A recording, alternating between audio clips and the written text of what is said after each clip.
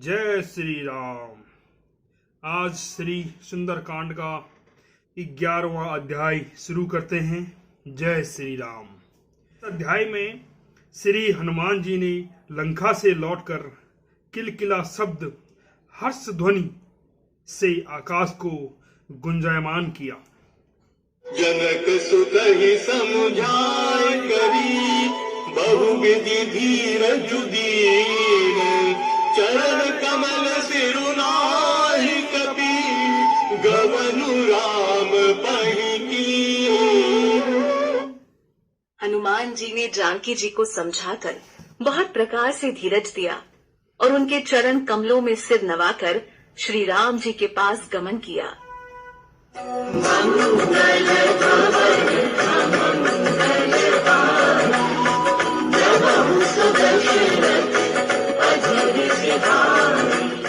चलत महाधुनि गर्ज सिंहारी गर्भस्रवहि सुनि निश्चर नारी नाभि सिंधुहि पारहि आवा सबद किलकिलात पिंहसनावा।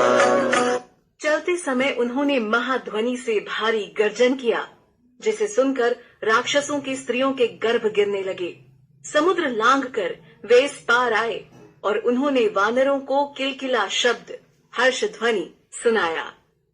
हर्षे सब दिलों की हनुमाना नूतन जन्म तपिन्ह तब जाना मुख प्रसन्न तन तेज विराजा कीन्हे श्री रामचंद्र कर काजा।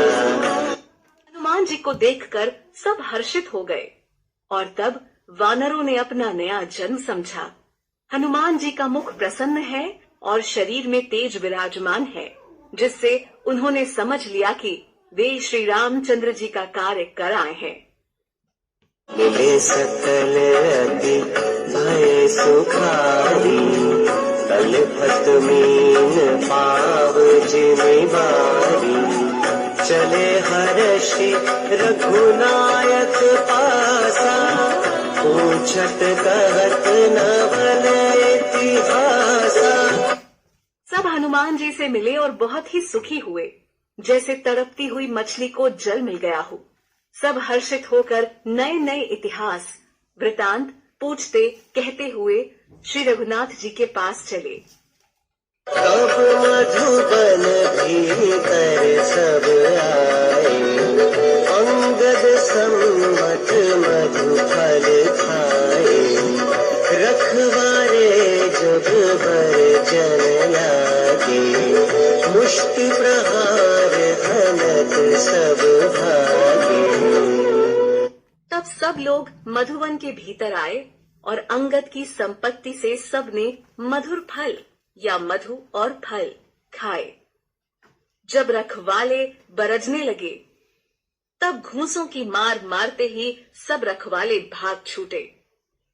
हनुमान जी ने सुग्रीव से भेंट कर श्री राम जी के दर्शन किए। जय श्री राम। जाई पुकारे ते सब बन उजार जुबराज सुनि सुग्रीव हर्षि कपि करियाए प्रभु काज। उन सब ने जाकर पुकारा कि युवराज अंगद वन उजाड़ रहे हैं। यह सुनकर सुग्रीव हर्षित हुए कि वानर प्रभु का कार्य कर आए हैं।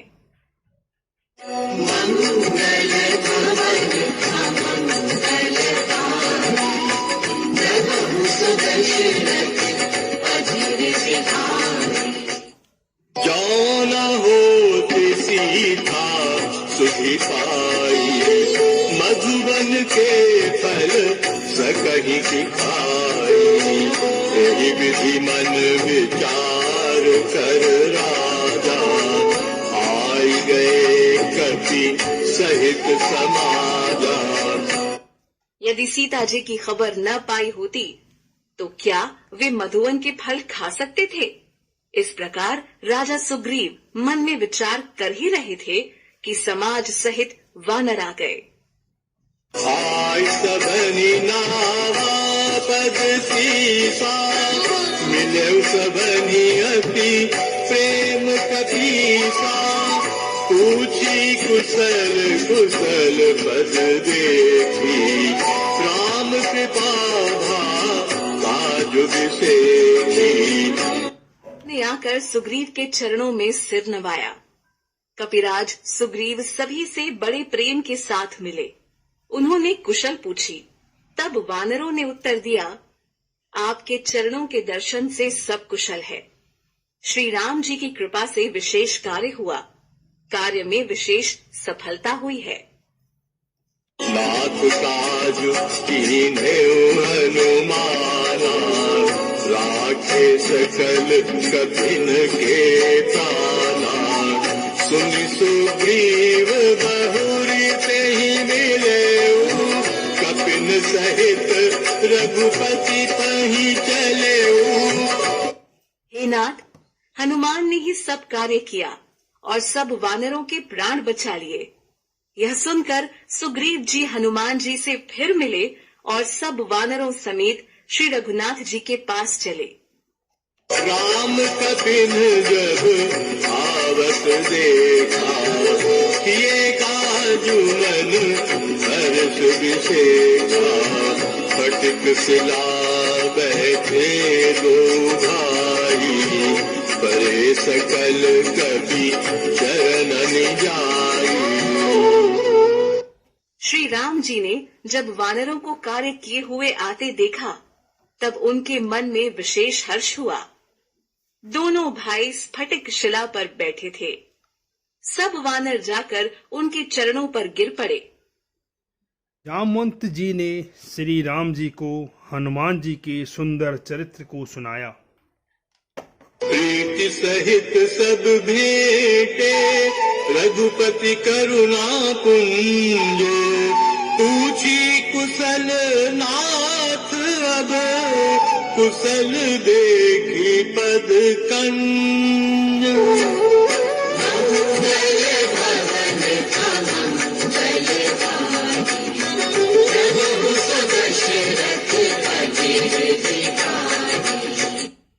दया की राशि श्री रघुनाथ जी सबसे प्रेम सहित गले लगकर मिले और कुशल पूछी। वानरों ने कहा, हे नाथ, आपके चरण कमलों के दर्शन पाने से सब कुशल है। जामवंत कह सुन रघुराया, जा पर नाथ करहु तुम गाया। माहि सदा सुख कुशल निरंतर, सुर नर मुनि प्रसन्नता पर। जांबवान ने कहा, हे रघुनाथ जी सुनिए। हे नाथ, जिस पर आप दया करते हैं उसे सदा कल्याण और निरंतर कुशल है। देवता, मनुष्य और मुनि सभी उस पर प्रसन्न रहते हैं। सोई विजयी विनयी गुण सागर, आसु सुजसु त्रैलोक उजागर। प्रभु की कृपा भयउ सब काजू, जन्म हमार सफल भाजू। वही विजयी है, वही विनयी है और वही गुणों का समुद्र बन जाता है। उसी का सुंदर यश तीनों लोकों में प्रकाशित होता है। प्रभु की कृपा से सब कार्य हुआ। आज हमारा जन्म सफल हो गया। नाथ पवन सुत कीन्ही जो करनी, सब सब मुख न जाई सो बरनी। पवन तनय के चरित सुहाए, जामवंत रघुपति ही सुनाए। हे नाथ, पवन पुत्र हनुमान ने जो करनी की उसका 1000 मुखों से वर्णन नहीं किया जा सकता। तब जांबवान ने हनुमान जी के सुंदर चरित्र कार्य श्री रघुनाथ जी को सुनाए। सुनत कृपा निधि मन अति भाए, पुनि हनुमान हर्षि आए। कहा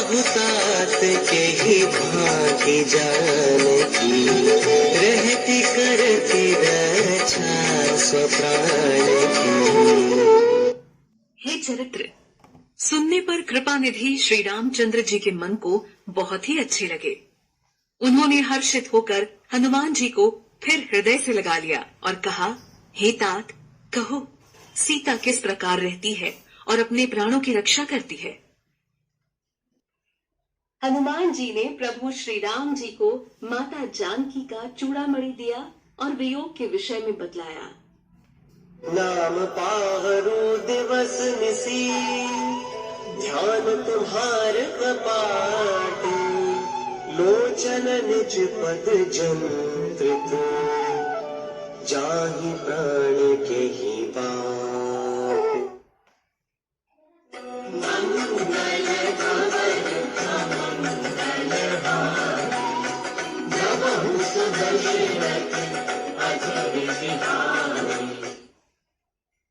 हनुमान जी ने कहा, आपका नाम रात दिन पहरा देने वाला है।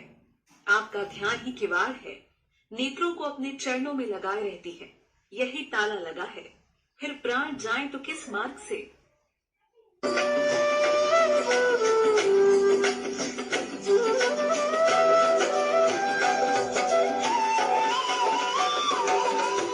चलत मोहि चूड़ामणि वीहि, रघुपति हृदय लाय सोई लीनी।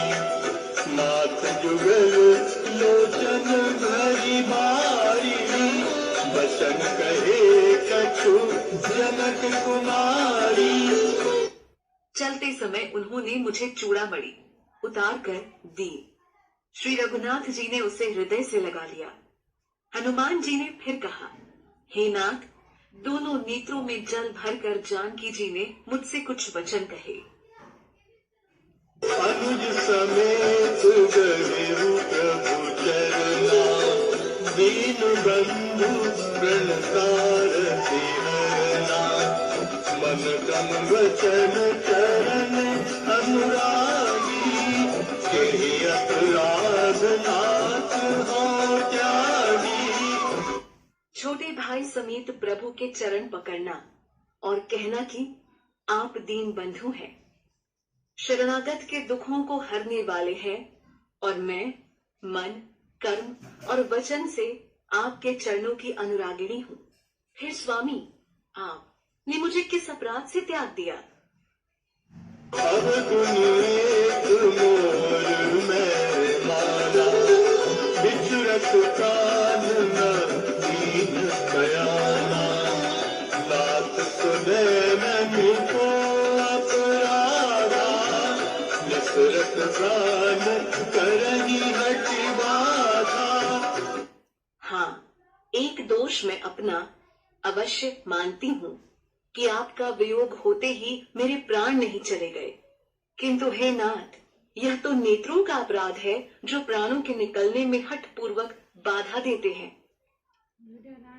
विरह अग्नि तनु शूल समीरा, श्वास जरहि क्षण माहि शरीरा। नैन सबहि जलु निज हित लागी, जरै न पाउ देह बिरहाई। विरह अग्नि है, शरीर रुई है और श्वास पवन है। इस प्रकार अग्नि और पवन का संयोग होने से यह शरीर क्षण मात्र में जल सकता है, परंतु नेत्र अपने हित के लिए, प्रभु का स्वरूप देखकर सुखी होने के लिए जल आंसू बरसाते हैं, जिससे विरह की आग से भी देह जलनी नहीं पाती। सीता कहती विपति विशाला, बिनहि कहे भली दीन दयाला। सीता जी की विपत्ति बहुत बड़ी है। हे दीन दयालु, वह बिना कही ही अच्छी है, कहने से आपको बड़ा क्लेश होगा।